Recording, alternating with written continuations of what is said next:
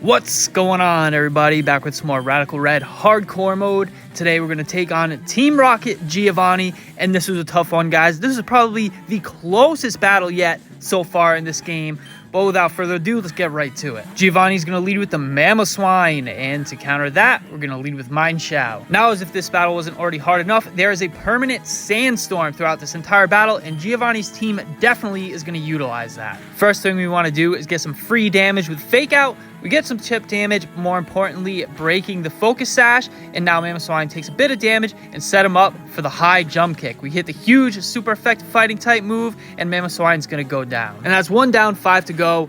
Let's go. However, this is the easy part of the battle. We are just getting started. We're going to continue to take more damage over time from the sandstorm, chipping down at Mineshow's HP, but it's okay because Mineshow really only had one job, which is to take care of that Mamoswine, and Dracovish comes out next. Now, this thing is an absolute menace. Dracovish attacks first and goes for the huge Vicious Rend. Boosted by the water gem, Mineshow has no chance at surviving this, and we go down to the one shot. Now, the reason why Dracovish is so scary is because, as you notice, he attacks first. And normally Dracovish isn't a very fast Pokemon, but in this case, he has the ability Sand Rush, which doubles its speed in the sandstorm, combined with its move Vicious Rend that doubles its power when it's used first. So that is an insane combination. But here we're both going to make a switch. We go into Haxorus, and Giovanni switches into Regirock to counter us. We hit him with the Dual Chop that was meant for Dracovish, but Regirock is going to tank it pretty well. He barely takes any damage at all. So here we want to switch again. We want to save Haxorus for later in order to deal with that Dracovish.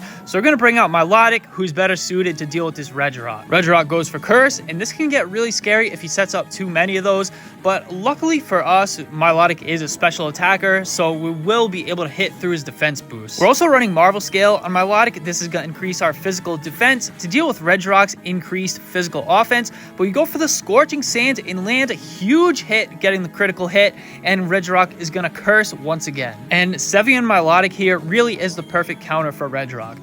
Now, we're going to opt to go for Scorching Sands again instead of Earth Power because we're fishing for a burn here. And as a matter of fact, we get it. And this is exactly what we need because even if we went for Earth Power, it wouldn't have been enough to KO. But we really wanted that burn because we were going to have to take a hit either way. And luckily, the burn is going to reduce Regirock's attack, so we're able to tank it like a boss. We knew that Earthquake was coming sooner or later, and having +2 attack from using Curse twice, we didn't want to get hit too hard. That's why we needed the burn. But now we're able to finish him off with the Earth Power, and that's GG Regirock. And you already know I gotta sneak this in here. If you liked the video, remember to smash that like button and consider subscribing to the channel to see more Pokemon content like this. It also helps out a lot. Alright, so Gyarados comes out next, and this is not the best type matchup for us. Although we have increased physical defense from the Marvel Scale, Gyarados has the type advantage over us. Gyarados goes for the Dragon Dance, and this is the worst case scenario. We wanted to stay in and attack with the Dazzling Gleam. It's not going to deal too much damage. Milotic isn't very offensively powerful,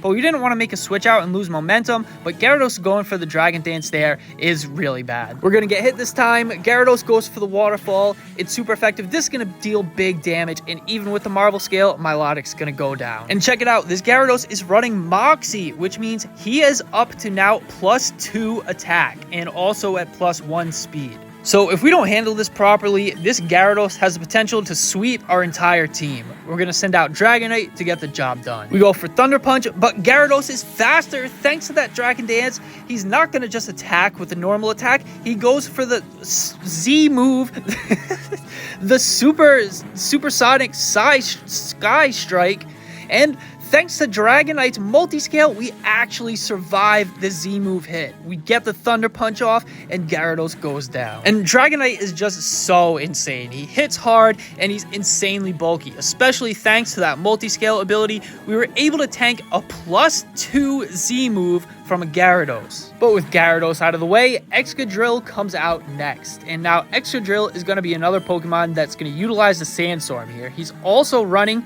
similar to Dracovish, he's running Sand Rush, so we can get almost guarantee that this thing is going to outspeed all of our Pokemon. So we need to bring in someone that's going to be able to tank a hit and retaliate. However, we cannot afford to tank 2 hits. That's why we're going to sacrifice Dragonite here, who's done more than enough. He's done his job. We get off one last extreme speed as a goodbye, and we go down to the Iron Head. Sandstorm is going to continue, as I said earlier. It's permanent, and most of Giovanni's Pokemon are definitely going to utilize this Sandstorm. To be expected from hardcore mode, however, all we can do is adapt and overcome. We've got 3 Pokemon left. We need to save Haxorus for later, so we bring out Crocodile to get the job done, and he just might be the perfect answer for Excadrill here.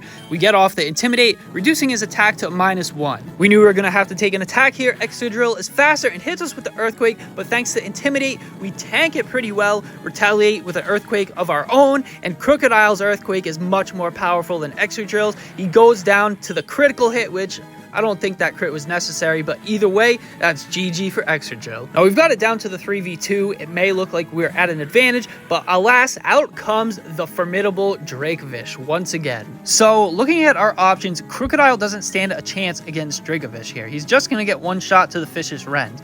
Looking at our options, Golem doesn't stand a chance either. Even with Sturdy, Dracovish is faster. He's just going to attack twice and Golem will go down. So unfortunately, it looks like the best play here is to trade the 1-for-1. We're just going to sacrifice Crocodile here. We're going to go down to the Fish's Rend, but that way we will get a safe switch in to Haxorus, who is who we really want on the field to deal with this thing. And I calculated this matchup after attempting this battle so many times. On Haxorus, his attack needs to be Adamant Nature. He has to be holding a Dragon Fang to boost his attack, and also he needs to be running the Rivalry ability versus the Mold Breaker. We need Rivalry to boost our attack that additional 1.2, and that's going to make our attack just strong enough that we're going to be able to take him out. However, Dracovish is going to attack first with the Dragon Claw, but Haxorus is a beast. We tank it, and we're just barely hanging on in the red. We get off the Dual Chop, and each hit connects and deals just enough damage to take out the Dracovish. And everything seems to be going smoothly, but we're not done yet. Giovanni still has his one final Pokemon left, and it's his ace. We see the Garchomp come out, and this is his strongest Pokemon yet. And Garchomp, of course, is gonna Mega Evolve. And when Garchomp Mega Evolves, its ability changes from Sand Veil to Sand Force. Again, utilizing that Sandstorm to Giovanni's best ability, we get hit with the boosted Earthquake, and Haxorus goes down. So what Sand Force does is it boosts Mega Garchomp's already massive attack stat even more in the Sandstorm. We're going to go ahead and bring out Golem for the final 1v1. Garchomp decides to go for the Swords Dance. This thing is boosting its attack through the roof. We attack second, go for the Headlong Rush. We don't have any super effective moves. This is our strongest attack, but unfortunately, it doesn't even deal half damage there. Our defenses are going to be lowered, and this is not looking good. Now, Golem has Sturdy, so we should be okay, right? Except that Garchomp goes for the Scale Shot. It's a multi-hit attack, and even a 3-shot would have done us in. However, Garchomp gets unlucky and only connects twice. His defense gets lowered from using Scale Shot, and we're able to get off one more attack. The Headlong Rush connects, and Mega Garchomp goes down. And there you have it, folks. That's Team Rocket Boss Giovanni. GG. I hope you all enjoyed the video. If you did, remember to like, leave a comment, and subscribe to the channel. And as always, thanks for watching, and see you next time.